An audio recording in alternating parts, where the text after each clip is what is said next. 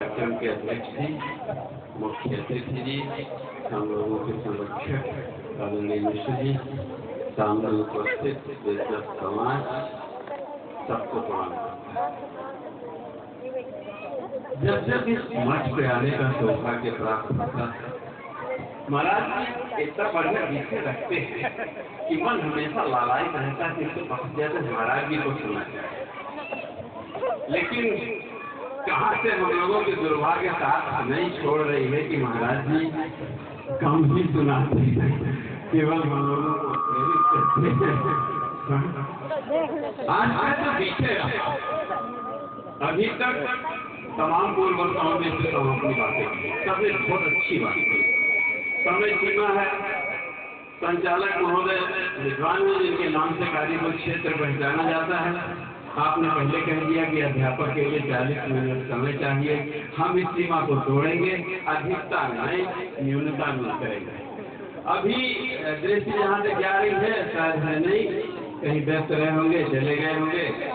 Summer Bahadur Singh ji एक कहानी बताई अकबर और बीरबल की, जो कहानी हमारे धरती पे, भारत की धरती पे जिसे प्रकृति पूजक धरती माना जाता है, वनस्पतियों के सम्मान और उसके पूजा से संबंधित था। मेरे समझ में आता है, बैठे बैठे सोच रहा था कि ये कहानी केवल कहानी नहीं है, इसमें हमारी भारत की धरती के संस्कृति का मूल अभी घनश्याम जी ने भी एक बात बताई थी, इसको मैं इससे जोड़ता हूँ, थोड़ा समय लूंगा, ज्यादा नहीं लूंगा। कहा कि अकबर जी ने तुलसी माई को पकड़ा, उखाड़ के फेंक दिया, कहा गजब हिंदू धर्म है कि वनस्पतियों को माई मानी, उखाड़ के फेंक दिया। बीरबल ने कहा चलो भाई चलो आगे चलो, देखा जाता है। आगे बढ़े, केवान का वृक्ष देखा गया, दादा खड़े हैं, प्रणाम करने दादा को पकड़ के जोश दिया, दादा उनके शरीर पर लगे, खुजलाहट प्रारंभ हो गई। कहे बीरबल उपाय बताओ। घनश्याम जी आप ध्यान दीजिए, कहा बीरबल उपाय बताओ, कहा ना दादा रिसिया गए, दादा नाराज हो गए, माताएं ध्यान देंगी। कहे दादा नाराज हो गए और दादा बिना माई के मनाए मानेंगे। आप सोचे भाई साहब, इसे एक छोटी सी कहानी इस भारतीय संस्कृति की प्राचीन परंपरा से जोड़ा गया है। उस परंपरा में न्यूनता आने के कारण सामाजिक प्रदूषण उत्पन्न हुआ है। आवश्यकता इस बात की है कि हम छोटे बड़े बिंदुओं पे सचेत, और जब तक परिवार में छोटे से छोटे बिंदुओं पे हमारी दृष्टि नहीं रहेगी, तब तक यह प्रदूषण केवल भाषण से समाप्त होने वाला नहीं। दूसरी एक बात है, अभी सूर्य जी जो दिल्ली से पधारे हैं, उन्होंने भी इस बात को कहा। पूर्व वक्ता घनश्याम जी ने भी एक बात बताई कि अभिमन्यु चक्रव्यूह वेदन की शिक्षा माँ के गर्भ से प्राप्त किया था। माताएं ध्यान देके सुने, अभिमन्यु माँ चक्रव्यूह पढ़ा सकता। क्षेत्र के सम्मानित लोगों के भी सम्मानित, परम सम्मानित आदरणीय हनुमान सिंह जी पधारे हैं, हम उनका सम्मान। आपसे कह रहा था, आप अभिमन्यु माँ के गर्भ में था, उस वक्त अभिमन्यु के पिता ने चक्रव्यूह भेदन की कहानी प्रारंभ किया था। लेकिन जब सातवें फाटक तोड़ने की बात आई थी, उस वक्त दुर्भाग्य से अभिमन्यु की मां को नींद आ गई और उनकी मां सो गई। अभिमन्यु गर्भ में भी जान नहीं पाया कि सातवां फाटक कैसे तोड़ा जाएगा। कारण क्या था? मां, और मां के सोने का परिणाम क्या हुआ? नौजवान लड़का चक्रव्यूह भेदन में मारा। आज हमारी माताएं सो रही, अपने दायित्व के निर्वाह से सो रही, तो मेरी युवा पीढ़ी भटकेगी नहीं तो समाज जाएगा। इससे भी हमें सचेत रहना। अभी दिन निगाह गड़बड़ाते घनश्याम जी तक आप जब हंस देते हैं तो मेरा दिल दहल जाता है, 40 मिनट याद आ जाता है। एक बात हनुमान चालीसा लगभग जितने लोग बैठे हैं हर आदमी, क्या वो आज की लिखी लाइन है? नहीं।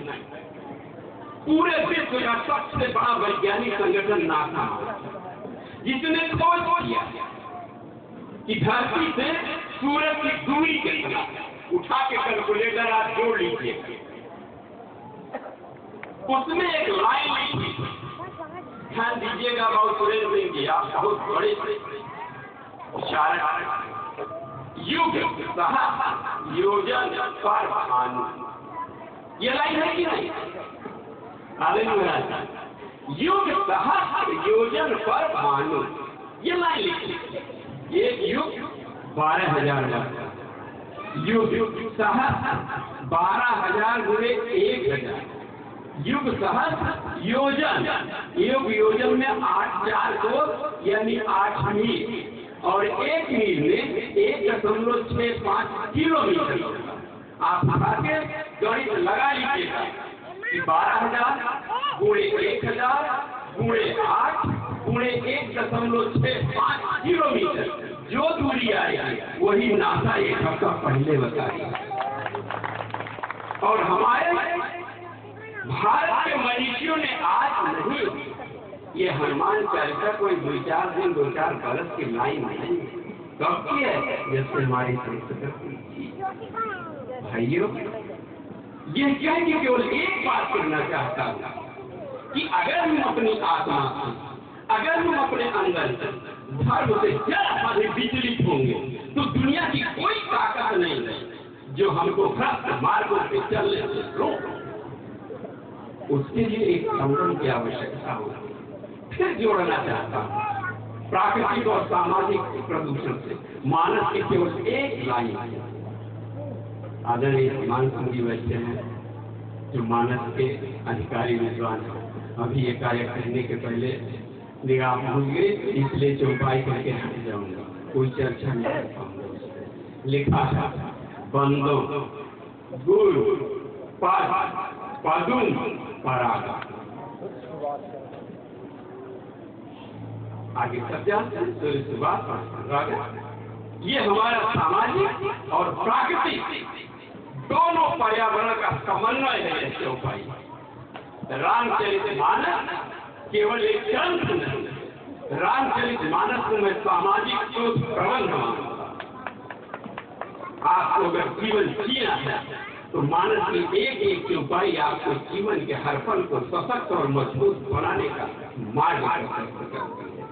2 मिनट का समय आज विषय से उतर जाता हूँ। विषय है प्रदूषण। जब किसी वस्तु के निर्धारित गुणों में गिरावट आ जाती है तो उसको प्रदूषण। पर्यावरण पर्यावरण पर्यावरण कौन सी क्रिया है जिसे पर्यावरण कहा जाता है? जैसे हम तकिया को एक खोल में डाल देते हैं तो तकिया के चारों तरफ से खोल that is the envelope of the environment, the envelope of जो पृथ्वी को चारों ओर से घेरे उसी को पर्यावरण। जहां से मानवीय आवश्यकता की पूर्ति होती है। प्राकृतिक प्रदूषण भी जोड़ा गया है जिसका भौतिक विकास कारण बनता है। आज विकास विनाश का पर्याय है। ये पर्यावरण शुरू कहां से होता है, खत्म कहां से होता है? यह असीमित है। जहां से मानवीय आवश्यकताएं पूरी होती हैं और जहां तक पूरी होती है उसे हम पर्यावरण। पानी लेना हुआ धरती के नीचे जाते हैं, डीजल पेट्रोल सोना चांदी कोयला बर्फ जो कुछ लेना हुआ हम पृथ्वी के नीचे तक जाते हैं, यानी पृथ्वी की वह अंतिम सतह जहां से मानवीय आवश्यकता के संसाधन जुटाए जाते हैं और जहां तक हमारी जरूरतें पूरी होती। उपग्रह आज वहां पहुंच गया जहां धरती और सूरज के गुरुत्वाकर्षण का बिंदु है। 7 सेकंड लगा था उपग्रह को क्रॉस करने पे। वो उपग्रह जो हजारों हजार किलोमीटर की दूरी 1 सेकंड में तय करता था, अब हमारी जरूरतें बाद में पूरी हो गई। तो जहां तक मानवीय आवश्यकताओं की पूर्ति होती है उसे पाया बनाता है। और इस तंत्र में जो निहित गुण है उसमें मानवीय क्रिया जो गिरावट आ जाती है उसे हम प्रदूषण। यह संक्षेप है। दूसरी बात अब आ जाए थोड़ा सा बिंदु पे सामाजिक, क्योंकि विषय लंबा है। जटायु जी का डर लग रहा है, अरे जब रावण भाग के चला गया था तो मेरी कौन सी औकात है। सामाजिक प्रदूषण एक चीज आप देखें, जैसे हम लोग शादी ब्याह होता है कि नहीं, वो एक सामाजिक क्रिया है।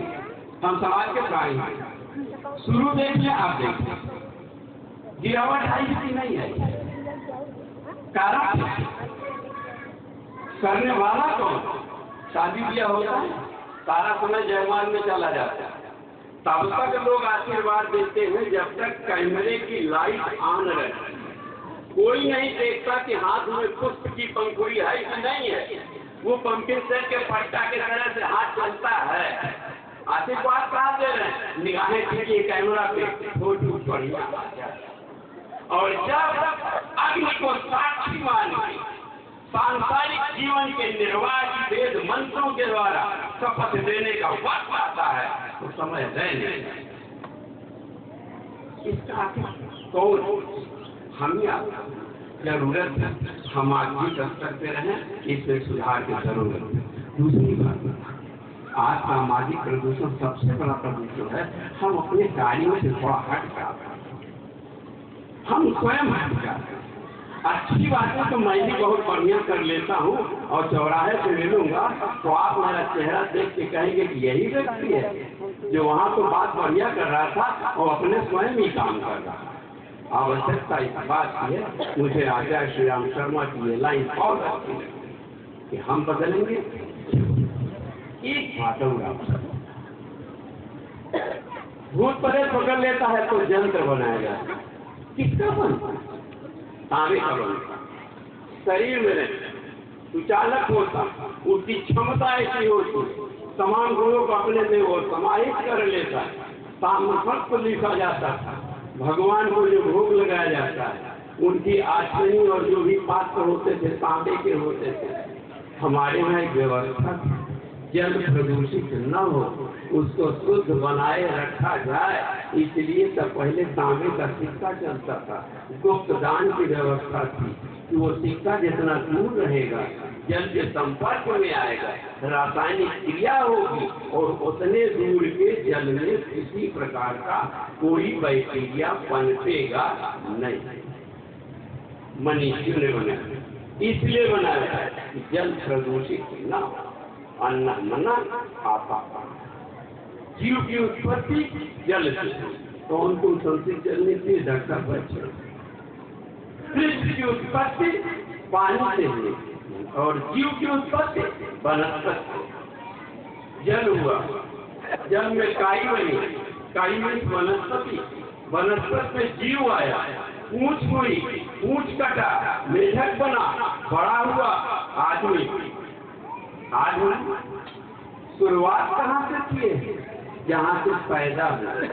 सबसे ज्यादा गरीबी कहाँ कर रहे हैं? नदियों में कर रहे हैं। हम 15-5 दिन फेंकेंगे, लेकिन जब माइक मेरे हाथ में रहेगा तो कहूंगा कि प्लास्टिक सबसे बड़ा प्रदूषण करने वाली चीज है, इसको जल में न फेंके। क्यों? वहीं से ये जरूरत है हम जिस स्तर पे रहें उस स्तर पे सुरक्षित करने की कोशिश करें। वनस्पतियों की पूजा की व्यवस्था बहुत पहले से हमारे रहती है। हमारे यहाँ तुलसी जी को माई कहा जाता है, शीतला माई कहा जाता है दुनिया का कोई देश जहाँ वनस्पतियों को माई कहा जाता हो, माता की उपाधि दी जाती हो।